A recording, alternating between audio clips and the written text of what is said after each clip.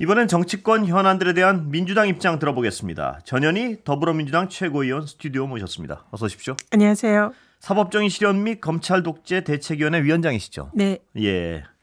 오늘 어제 주말 검찰 결정 어떻게 보셨습니까? 굉장히 쇼크였습니다. 예. 당연히 적시항고를 할 줄 알았고 예. 그런 절차에 따라서 검찰이 법원의 결정에 불복하고 구속을 유지를 할 것이다. 그리고 통상 검찰이 그렇게 해왔거든요. 예. 그런데 정말 상상 이외로 예. 검찰이 즉시항고를 포기하고 석방지휘를 했습니다. 예. 그래서 굉장히 쇼크였고요. 검찰이 이길 포기했구나. 예. 검찰이 이길 부정했구나. 그것도 검찰의 수장인 검찰총장에 의해서 그런 일을 저지른 게 진짜 믿기지 않았습니다. 자, 어떻게 하실 겁니까? 민주당은 이제 검찰에 대해서는. 지금 석방된 이후에 민주당에서는 검찰이 내란수계를 사실상 법률적으로 탈옥시킨 거다. 이렇게 저희들은 규정을 했고요. 그리고 거기에 대해서 심우정 검찰총장은 책임지고 즉시 사퇴를 요구를 했습니다. 그런데 오늘까지 그렇습니다. 사퇴 의사를 보이지 않고 법적으로 대응하겠다는 의지를 보였고요. 그렇기 때문에 탄핵은 불가피하다 이렇게 보고 있고. 결론이 난 겁니까? 탄핵으로? 지금 탄핵의 원칙은 정해졌습니다. 다만 시점은 본회의 일정이나 여러 가지 전국 현안. 그 원칙은 탄핵은 간다. 그러나 그렇습니다. 그 시점, 결행 시점은 언젠지는 아직까지 논의를 더 해봐야 된다. 네, 그렇습니다. 예. 자, 지금 주말 이후에 굉장히 좌절감과 분노를 표현하는 국민들이 많은데요. 헌법재판소 선고가 지금 빨리 나와야 될 것 같은데 어떻게 보십니까, 전 의원님은? 저는 사실 이제 유튜브 이런 데서 많이 제가 예측한 날짜가 돌고 있는데요. 저는 사실 내일을 예측을 했습니다. 3월 11일. 그런데 내일은 불가능해졌죠, 지금. 그렇고요. 그리고 3월 14일을 대부분이 이제 예측을 했습니다. 3월 18일에 법무부 장관의 그 탄핵 심판 재판이 열리거든요. 그럼 적어도 그 전에 이 윤석열의 탄핵 심판이 선고가 되지 않을까 이렇게 다들 기대를 했기 때문에 그 마지노선인 금요일, 이번 주 금요일 3월 14일이 현재까지도 유력하게 그날이 선고되지 않을까 생각하고 있습니다. 그 국민들은 14일에 진짜로 이루어질지를 언제쯤 알 수 있는 건가요? 내일 아니면 늦어도 수요일 정도에는 헌법재판소에서 선고 일정을 발표를 해야 됩니다. 그렇기 때문에 내일이나 모레가 굉장히 전국의 주요 변수다 이렇게 봅니다. 늦어도 모레까지 선고 일정이 안 나오면 이번 주 넘긴다고 봐야 되는 거군요. 네, 그렇습니다. 넘긴다면 어떤 의미로 해석하십니까? 만약에 아직은 봐야겠지만요. 14일 날로 기대를 해봐야겠지만. 3월 14일이 이제 3월 18일에 법무장관 재판 일정이 있기 때문에 최대한 마지노선이 아닐까 생각했는데 3월 17일인 월요일에도 사실 이제 여전히 가능성은 있습니다. 그렇기 때문에 내일 모레 판결 선고 이런 이제 예고가 없다 하더라도 지나치게 걱정할 필요는 없지만 그러나 이 판결 선고가 14일 이후로 넘어가는 것은 통상 한 2주 정도 걸렸거든요. 거기에 비해서 이제 굉장히 늘어나는 셈이라 이번 내란죄의 경우에는 굉장히 쟁점도 단순하고 사실상 거의 위헌위법이 명확해서 사실 재판이 빨리 나올 거다 예상을 했는데 길어지는 부분이 이제 다소 좀 우려가 되는 것은 혹시 내부의 재판관들이 이 인용 결정에 있어서 이견이 있는 게 아닌가 이런 이제 우려가 조금 제기되기 시작했습니다. 그러나 너무나 명확한 위헌위법이기 때문에 인용 결정에는 전혀 문제가 없다. 저는 개인적으로 이렇게 보고 있고요. 다만 지금 윤석열 측이나 국민의힘 측에서 윤석열이 구속 취소가 됐기 때문에 조금 더 변론을 할 수 있는 시간을 달라, 변론 제기를 해달라 이런 요청을 하고 있으니까 그걸 완전히 무시하지는 못하기 때문에 좀 약간은 시간을 벌어주는 그런 형태로 하는 것이 아닐까 이렇게 추정을 합니다. 자, 풀려난 윤석열 피의자요. 지금 여권 인사들 만나고 이러고 있는데 수사는 어떤 식으로 이루어져야 된다고 보십니까? 지금 검찰이 사실상 검찰 수뇌부, 그러니까 풀어준 꼴이 돼 있어가지고요. 어떻게 수사는 진행해야 된다고 보십니까? 지금 내란 수괴라는 것은 사형, 무기징역, 무기금고밖에 없는 정말 우리가 여태까지 보지 못한 제일 중대한 범죄입니다. 그것도 현직 대통령이 저지른. 그렇기 때문에 이런 중대 범죄자가 지금 그리고 밑에 부하들 경우에 지시받은 그런 사령관들이나 모두 다 구속 상태잖아요. 수괴는 지금 풀려나 있고 그 부하들은 지금 감옥에 있는 정말 이상한 현상이 생겼거든요. 그래서 지금 이런 중대범죄자는 당연히 구속 수사가 원칙이고요. 지금 석방되어 있다는 이 자체가 법치주의를 무너뜨리는 그런 일이다 생각합니다. 그래서 즉각적으로 구속을 시켜야 되는데 구속시킬 수 있는 방법이 현재로는 검찰이 즉시 항고를 하지 않았기 때문에 상급심의 판단을 지금 받을 수 있는 기회를 놓쳤습니다. 그래서 지금 현재 재판부가 재판을 진행을 하면서 법원에서 이제 직권으로 구속시키는 방법, 이게 지금 탄핵 전에는 거의 유일한 방법일 것 같고요. 아니면 특검을 통한 이제 수사를 통해서 구속시키는 방법이 있습니다. 이것도 현재로서는 쉽지 않고요. 그리고 윤석열이 파면되고 난 뒤에 이제 대통령 자격을 상실하니까 이제 여러 가지 범죄를 기소를 할 수가 있거든요. 그럼 다른 제명으로 구속할 수 있는 이런 방법을 이제 현재로서 현실적으로 생각을 해볼 수 있습니다. 법원이 직권으로 구속하지 않는 한 지금 가장 급하고 유일하고 이런 방법은 헌법재판소의 판단이 빨리 나오는 것이 가장 지금 시급하고 중대하군요. 네, 그렇습니다. 그래서 3월 14일에 파면 결정이 나는 것이 이 모든 혼돈을 이렇게 잠재울 수 있는 거의 유일한 현재로서는 방법이고요.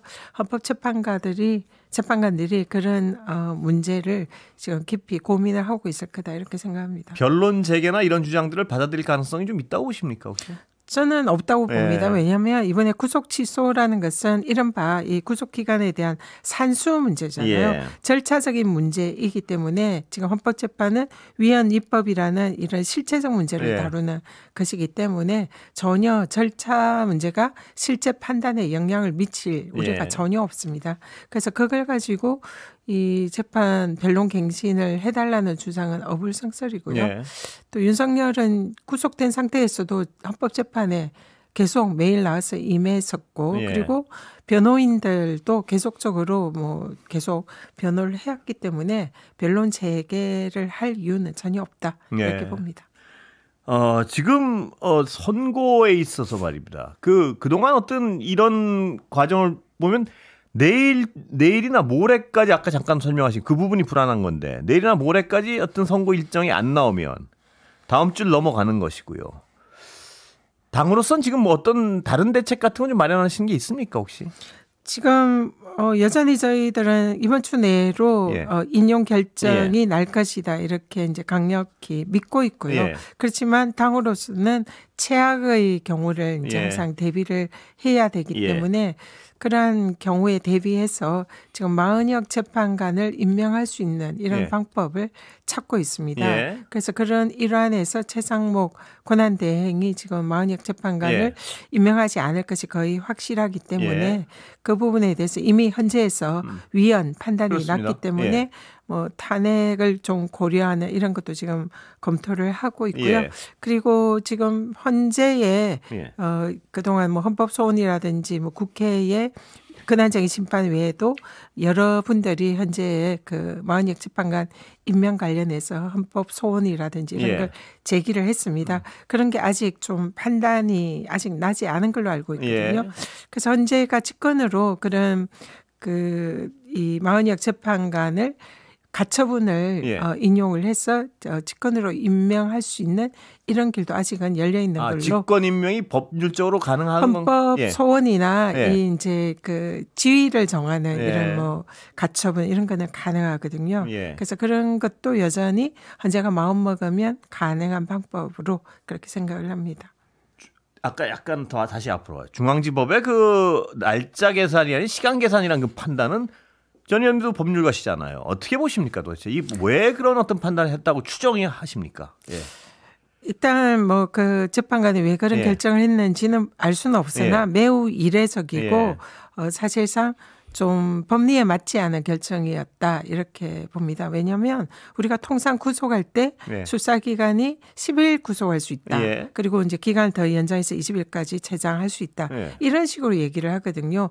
뭐 10일이 아니라 240시간 뭐 이런 식으로 예. 얘기를 하지 않습니다. 통상 그래갖고 법률의 규정도 그렇고요. 네. 그렇기 때문에 시간이 아니라 일로 계산하는 것이 그동안 법원과 검찰의 관례였습니다. 그런데 내란숙의 윤석열에 대해서 거의 최초로 시간을 적용을 시킨 겁니다. 예. 매우 이례적인 거죠. 그리고 왜 또 재판부에 이번에 결정을 하면서 그 이유가 뭐 피고인의 예. 인권 뭐 이런 것을 뭐 인신 구속에 관한 네. 인권 존중 이걸 근거로 드는데 왜 하필 가장 중대 범죄자인 윤석열의 그 인권을 그렇게 재판부가 걱정하는지 알 수가 없고요.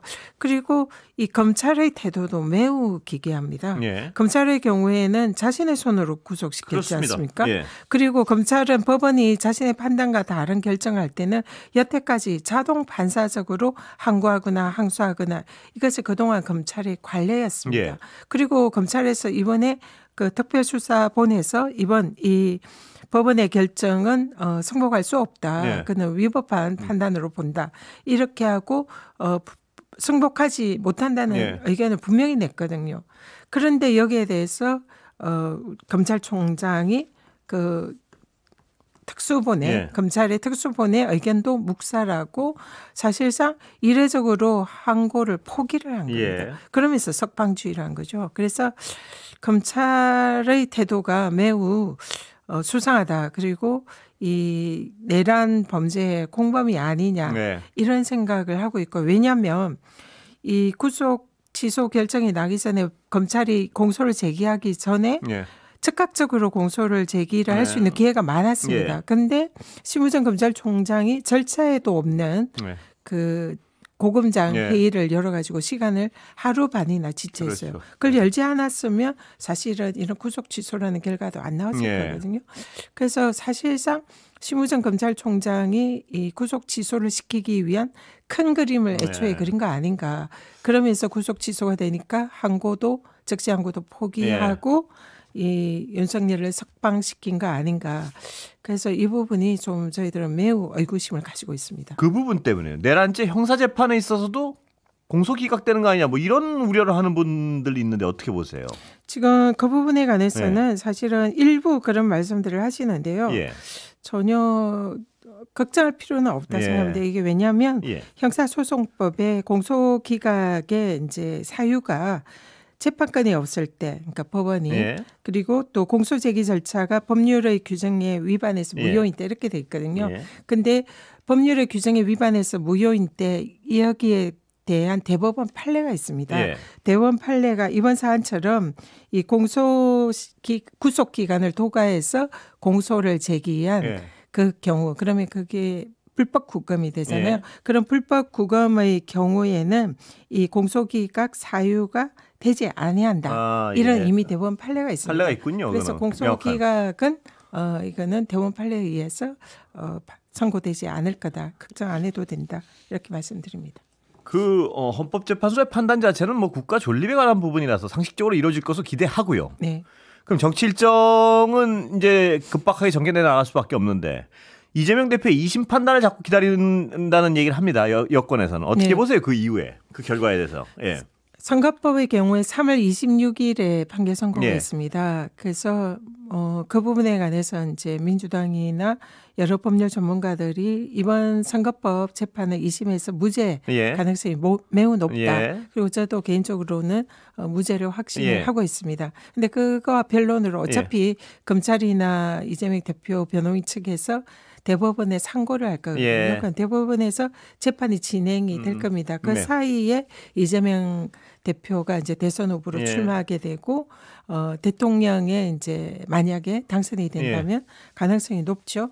그러면은 이 기존에 진행되는 형사 재판이 어떻게 그러니까 진행되는가? 2심 결과랑은 아무 상관이 없다. 대선 일정 이런 거죠. 네, 그렇습니다. 일단은 상고 대법원에 어쨌든 올라가니까요. 그러면 이게 이제 대법원에서 재판이 중단이 되냐 아니면 재판이 진행돼서 만에 하나 유죄가 나오면 대통령 자격이 상실해서 다시 보궐선거를 하냐 이런 게 쟁점인데요. 이 부분도 전혀 문제가 없다 이렇게 보고 있습니다. 왜냐하면 거의 대부분의 헌법학자들, 헌법교과서가 대통령의 불소추 특권에는 기존 형사재판도 포함이 된다. 그렇기 때문에 재판이 중단된다.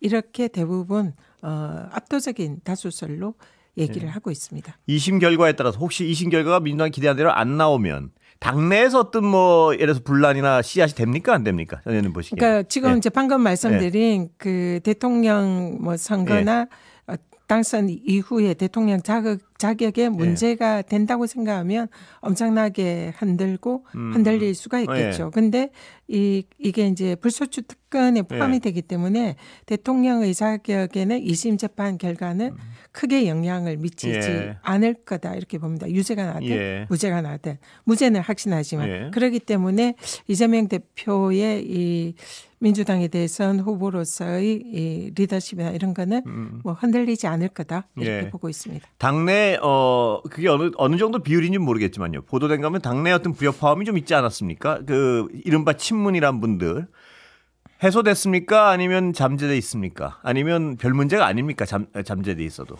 이재명 대표가 최고위 비공개 회의나 사석에서 여러 차례 당내에 다양한 목소리가 나오는 것은 굉장히 긍정적이고 바람직하다. 그리고 그런 다양한 목소리나 대표에 대한 비판이나 이런 것은 굉장히 열린 마음으로 수용하는 그런 자세입니다. 그냥 사석에서도. 그렇기 때문에 이미 그런 이제 쓴소리를 하는 여러분을 직접 다 만났고 대부분 여러 그런 이제 갈등이나 이런 것은 다 해소가 되었다고 생각을 하고요. 아직 뭐 몇 분은 여전히 이제 아직 못 만난 분도 있고 여전히 쓴소리를 하고 있으나 그것은 얼마든지 이 민주당 같이 그대 정당에서는 다양한 견해가 있을 수 있다 이렇게 생각합니다.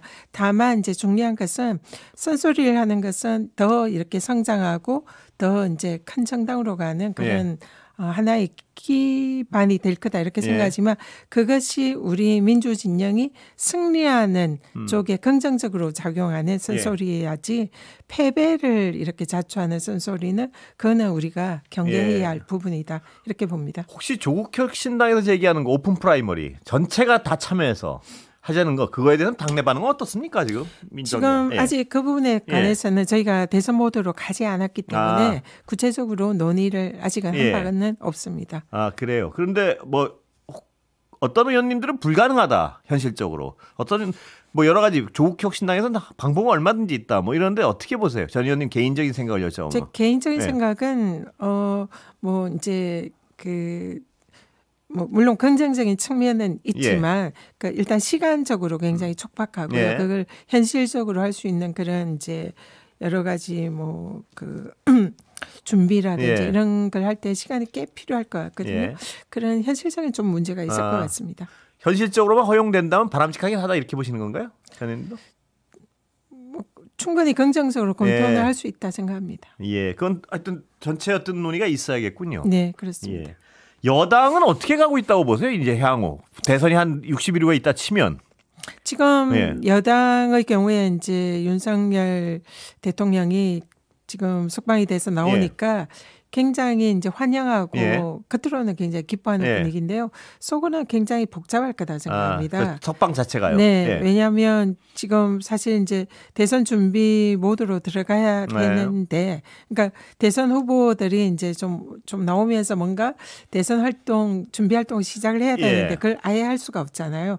그러니까 그런 부분에 있어서도 이제 굉장히 대선 운동을 할 수 없는 이런 제약점이 생기는 게 불리할 거고, 그리고 무엇보다도 윤석열 대통령이 굉장히 극우들을 지금 선동하면서 극우들을 이렇게 이제 사실상 국민의힘이 극우 정당으로 가도록 이렇게 유도하는 측면이 있습니다. 그러면 중도에서는 점점 표심이 멀어질 게 명약관화하고요.